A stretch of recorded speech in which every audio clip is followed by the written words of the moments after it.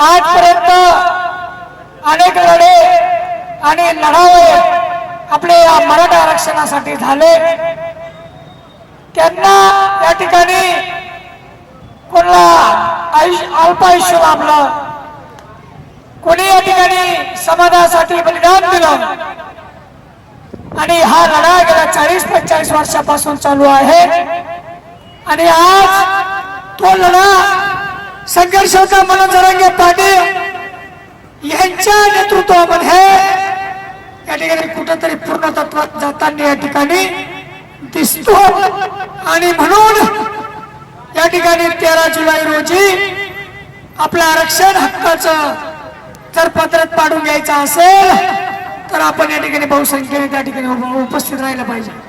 त्याचं महत्वाचं कारण की अंतरवाली सराटी येथे जी सभा झाली ती सभा या ठिकाणी जगाने नोंद घेतली, गिनीज बुकामध्ये त्याची नोंद झाली।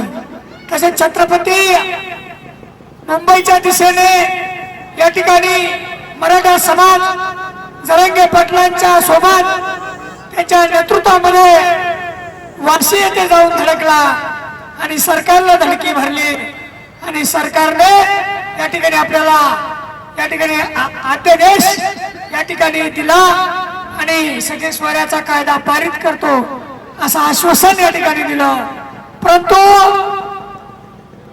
चालपुढं असं करून करून आपल्याला आरक्षण या ठिकाणी भेटलं नाही आणि म्हणून जरांगे पाटील पुन्हा उपोषणाला अंतरवाली सराटी येथे बसले।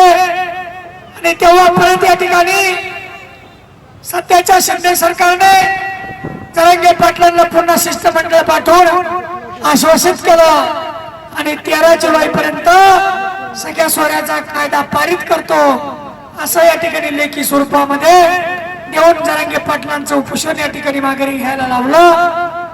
आणि ती 13 तारीख 13 जुलै रोजी या ठिकाणी त्यांचा अल्टिमेटम दिलेलं संपत आहे।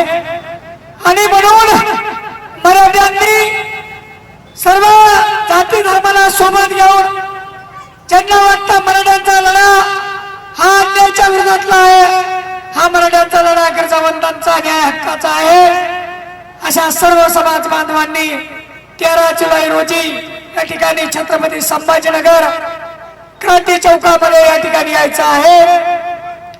आज या रॅलीच्या संवाद रॅली याची पैठणमध्ये या ठिकाणी जे 5-7 तालुके करून या ठिकाणी आम्ही इथपर्यंत आलेलो आहे। या आमच्या या सर्व रॅलीच्या संदर्भामध्ये या ठिकाणी मनोज जरांगे पाटील यांचे समर्थक सचिनजी हाळवे पाटील या ठिकाणी कन्नडवरून या ठिकाणी डॉक्टर अशोक पवार साहेब तसेच या ठिकाणी फुलंब्री येथून या ठिकाणी सुधाकरजी पाटील शिंदे साहेब आणि आम्ही वैदापूर मधून या ठिकाणी मी अजय पाटील साळुंके आम्ही सर्वांनी एक बैठक घेतली आणि आपल्याला समाजाची जनजागृती करून या ठिकाणी जास्तीत जास्त संख्येने समाज या ठिकाणी कसा जमा होईल आणि जी जातीय तेढ या ठिकाणी निर्माण झालेली आहे की ती कशी या ठिकाणी कमी होईल यासाठी आपण सर्वांनी 13 जुलै रोजी बहुसंख्येने उपस्थित राहायचं आहे। कारण मराठ्यांचा लढा 45 वर्षापासून या ठिकाणी चालू आहे। या ठिकाणी माथाडी कामगार संघटनेचे एवढं सांगतो, 1 मिनिट आणि थांबतो। माथाडी कामगार संघटनेचे नेते अण्णासाहेब पाटील यांनी समाजासाठी स्वतःला गोळी घालून घेतली। आपल्या पाटलावानीच्या ठिकाणी अण्णासाहेब दिसत होते, अशीच या ठिकाणी त्यांची शरीरयष्टी तब्येत होती, परंतु समाजासाठी त्यांनी स्वतःला गोळी घालून घेतली। वडचे पाटलांनी या ठिकाणी जागृती करून मराठ्यांचे क्रांतीसूर्य अण्णासाहेब जावळे पाटलांसारखे हिरे या भूमीला दिले।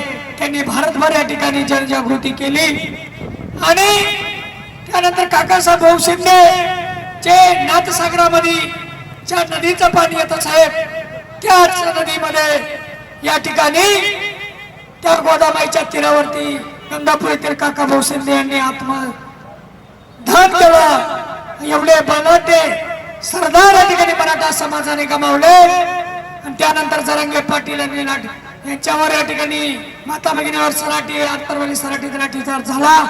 त्यानंतर मराठा भडकला आणि भडकला तर थेट दिल्लीला धडकला आणि दिल्लीचं तक होतं या ठिकाणी हलवायची ताकद या ठिकाणी मराठा आणि मराठाला साथ देणाऱ्या या ठिकाणी समाजाने दाखवली। जसं या ठिकाणी लोकसभेला या ठिकाणी सरकारने अल्टिमेटम देऊन पाळलं नाही, म्हणून जशी दिल्लीला या ठिकाणी मराठ्यांनी टक्कर घेतली आणि ती जर टक्कर पुन्हा सरकारला जर विधानसभेला जर बसून घ्यायची नसेल तर सगळ्या सोन्याचा कायदा पास करावा ही त्या ठिकाणी सरकारला पण विनंती करतो आणि तुम्ही पैठणकरवासियांना पण या ठिकाणी विनंती करतो की आपण सर्वांनी 13 जुलै रोजी मोठ्या ताकदीनं क्रांती चौक छत्रपती संभाजीनगर येथे यावं हीच अपेक्षा या ठिकाणी व्यक्त करतो आणि थांबतो।